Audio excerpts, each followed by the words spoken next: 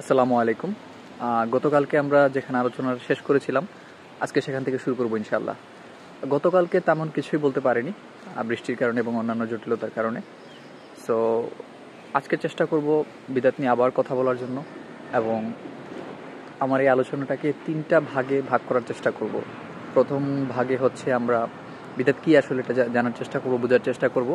দ্বিতীয় ভাগে হচ্ছে এর পরিণামটা কি, এবং সর্বশেষ ভাগে হচ্ছে আমরা কিভাবে এ থেকে মুক্ত থাকতে পারি ইনশাআল্লাহ, এটা নিয়ে আমরা কথাবার্তা বলবো।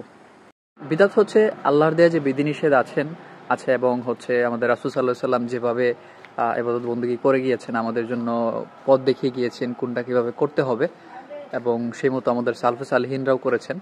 আমরা যদি সেগুলো করেও নিত্য নতুন কোনো একটা ধারা সৃষ্টি করার চেষ্টা করি কিংবা আমাদের ধর্মে হচ্ছে নতুনত্ব আনার চেষ্টা করি, তখন এটা হচ্ছে বিদাত বলে গণ্য হবে। এবং আপনারা যদি দেখে থাকেন যে প্রতিটা বিদাতে কিন্তু ভালোর উদ্দেশ্যেই তৈরি হয়, তাই না? ভালো কিছু করার উদ্দেশ্যেই বিদাতটা তৈরি হয়, এবং বিদাত যারা করে তাদের মনে প্রাণেও এটা থাকে যে আমি ভালো কাজ করছি। সো কাজেই রাসূল সাল্লাল্লাহু আলাইহি সাল্লাম করেননি, অথচ আমরা পরবর্তীতে সংযোজন করলাম, এরকম যে কোনো কাজে বিদাত হতে পারে। ঠিক আছে, যেমন একটা উদাহরণ যদি দিই তাহলে বিষয়টা ক্লিয়ার হয়। ফজরের নামাজ হচ্ছে 4 রাকাত, 2 রাকাত সুন্নত, তারপর 2 রাকাত হচ্ছে ফরজ। এখন লেটস সে আপনি চিন্তা করলেন বা আপনার মসজিদের ইমাম চিন্তা করলো যে সবাই তো 2 রাকাত 4 রাকাত পড়ছে, আর অন্যান্য নামাজে তো এত বেশি রাকাত, এটা মাত্র 4 রাকাত। এক কাজ করি, প্রথমে 2 রাকাত সুন্নত পড়ি, তারপরে হচ্ছে 2 রাকাত ফরজ, এরপরে আরো 2 রাকাত পড়লাম। সো এটা যদি উনি চিন্তা করেন এবং উনি হচ্ছে বাস্তবায়নও করেন, উনি নিজে তারপর 2 রাকাত সুন্নত, 2 রাকাত ফরজ এবং শেষে হচ্ছে আরো 2 রাকাত পড়েন, উনি নিজে যদি একা পড়েন প্রবলেম নাই, কিন্তু উনি যদি এটাকে একটা সিস্টেমের মধ্যে নিয়ে আসেন তাহলেই সমস্যা। এবং উনি যদি সবাইকে বাধ্য করেন যে তোমাদেরও পড়তে হবে এইভাবে, তখন এটা একটা কি ধর্মে একটা নতুন সংযোজন উনি নিয়ে আসলেন। উনি সবাইকে নিয়ে পড়ার চেষ্টা করলেন এবং প্রেশারাইজড করলেন যে তোমাদেরকে পড়তে হবে। তো ওই বিশ্বাস যে আমাদেরকে পড়তেই হবে, ওই বিশ্বাসের কারণে এটা বিদাত হয়ে যাবে, এবং রাসূল সাল্লাল্লাহু আলাইহি সাল্লাম এটা করেননি, এই জন্য এটা বিদাত হয়ে যাবে। এবং বিদাতের সাথে অনেকটা জড়িত হচ্ছে নেকির ব্যাপারগুলা। আমরা যদি বিশ্বাস করি কোনো একটা কাজ যেটা নেকি আছে বা যেটা করলে সওয়াব হবে, এটাও বিদাত হতে পারে। যেমন কীরকম সে কাজটা, ধরুন টুপি পরা, ঠিক আছে না? টুপি পরা, এখন আমরা যদি মনে করি টুপি পরে নামাজ পড়লে 10 নেকি, 20 নেকি, 30 নেকি বা কিছু একটা, তখন কিন্তু এটা বিদাত হয়ে যাবে। ঠিক আছে, হ্যাঁ টুপি পরেন, ভালো, একটা পোশাক পরতে পারেন। সো এরকমই এখন আমি যদি মনে করি আবার যে সকালবেলা নামাজের পরে যদি হাঁটি তাহলে হচ্ছে 10 দিনের গুনাহ মাফ, এরকম যদি চিন্তা করি তাহলে এটাও বিদাত বলে গণ্য হবে। সো বিদাতের জিনিসটা আশা করি আপনারা বুঝতে পেরেছেন যে এটা হচ্ছে রাসূল সাল্লাল্লাহু আলাইহি সাল্লাম থেকে নির্ধারিত না, আল্লাহর আদেশও না, আল্লাহর পক্ষ থেকেও না, কিন্তু আমরা হচ্ছে নতুন একটা কিছু আমরা সংযোজন করলাম, ধর্মে নতুনত্ব আনার চেষ্টা করলাম। এবং আপনারা যদি খুব ভালোভাবে দেখেন বা স্টাডিও করেন, দেখবেন যে আসলে আমাদের ধর্ম তো এরকম না যে এটা 20 বছর পর ব্যাকডেটেড হয়ে যাবে বা 30 বছর পর ব্যাকডেটেড হয়ে যাবে। এটা কিন্তু ব্যাকডেটেড হয়ে যাবে না, প্রতিটা সময়ের জন্যই ধর্ম সত্য। 1400 বছর আগে যেরকম সত্য ছিল আজকে সত্য, ইনশাল্লাহ নেক্সট যদি 1400 বছর পরেও থাকে তখনও সত্য থাকবে ইনশাল্লাহ। সো এখানে আপনার নতুনত্ব কিছু একটা এনে ধর্মকে হচ্ছে কি বলে এটাকে কালের সাথে বা যুগের সাথে তাল মেলানোর প্রয়োজন নাই। এটা অলরেডি তার গতিতেই চলছে, ধর্ম তার গতিতেই চলছে, এবং এখানে আপনার নতুনত্ব আনার প্রয়োজন নাই, ধর্মকে গতিশীল করারও কিছু নেই। আমাদের উচিত আসলে আমরা সবসময় মানুষকে নিয়ে ভাবি, নিজেকে নিয়ে খুব কম ভাবি, মানুষকে নিয়ে ভাবি, ধর্ম নিয়ে ভাবি। ধর্মকে নিয়ে যে আসলে কী ভাবি আল্লাহ মাবুদ ভালো জানেন, নিজেকে নিয়ে ভাবি না। নিজের যে জাহান্নামে যাব বা নিজের আমলের কী অবস্থা, ইলমের কী অবস্থা, এগুলো নিয়ে আসলে খুব একটা ভাবি না, পরে থাকি অন্যকে নিয়ে। সো নিজেকে নিয়ে ভাবা উচিত।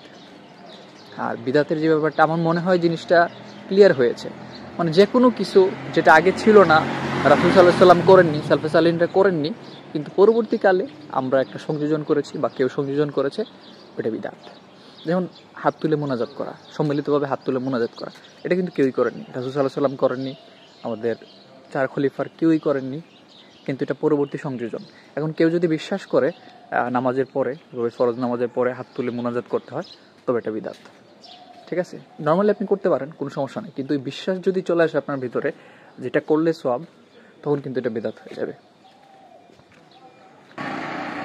বিদআত সৃষ্টির মেজর যে বা ম্যাক্সিমাম উদ্দেশ্যই কিন্তু পজিটিভ থাকে, ভালো উদ্দেশ্যে বিদআত সৃষ্টি করা হয়ে থাকে।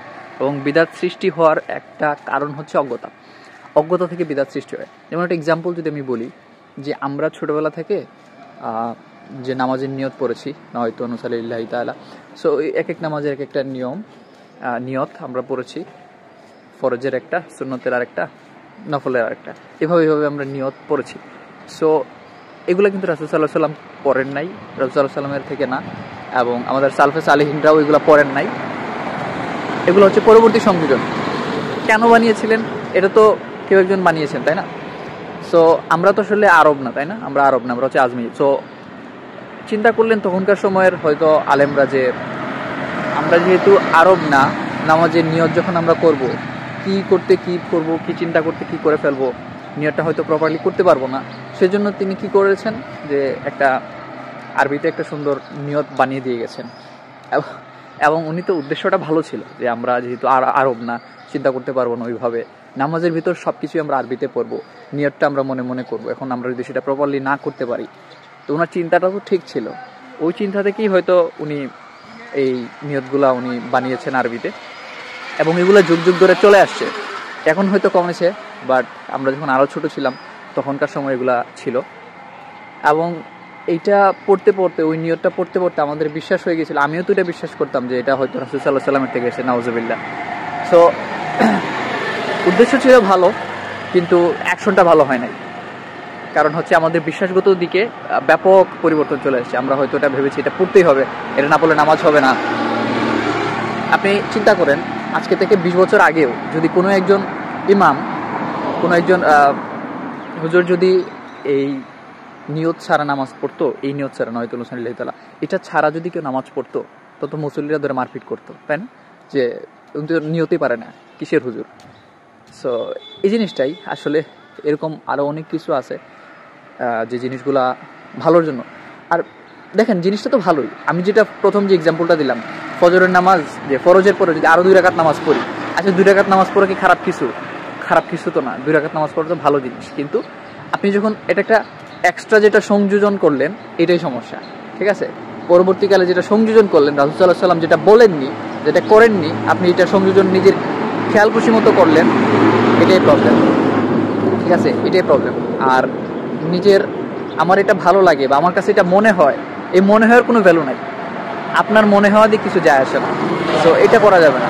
ধর্ম তার আপন গতিতে চলে, এবং এর Islam is a code of life, এর মানে সব কিছু দেয়া আছে অলরেডি। হচ্ছে আল্লাহ সুবহানাহু ওয়া তাআলা এবং রাসূল সাল্লাল্লাহু আলাইহি ওয়াসাল্লামের পক্ষ থেকে সব কিছু আসলে আমরা পেয়ে গিয়েছি, যে যেটা দরকার আমাদেরকে, কিভাবে থাকতে হবে, কিভাবে। আপনি চিন্তা করুন যে কিভাবে এক গ্লাস পানি খেতে হবে, এই ইনস্ট্রাকশনটা আমাদের ধর্মে আছে বা দিয়ে দেওয়া আছে।